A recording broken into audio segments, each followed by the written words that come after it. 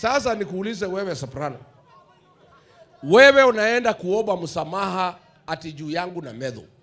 Kabla hujaomba msamaha juu yetu, wewe kwanza uombe wa Kenya msamaha kwa kuua watoto ya Gen Z ukiwa waziri ya interior.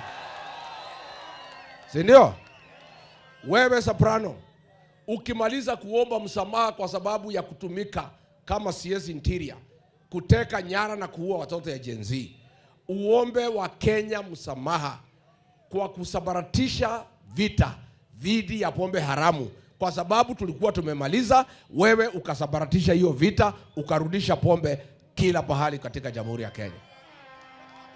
Wewe Soprano, kabla hujaombea sisi msamaha, uombe msamaha kwa kutumia pesa ya Wakenya vibaya, kutumia shilingi milioni 8 kila siku kukoboa mahelikopta kuzunguka Kenya kudanganya wa Kenya. Si ndio? Ati areretu ati ashidana na niile Kasongo. Wero athi ati kwaria na ndogo shidana na niile andu no gutheka.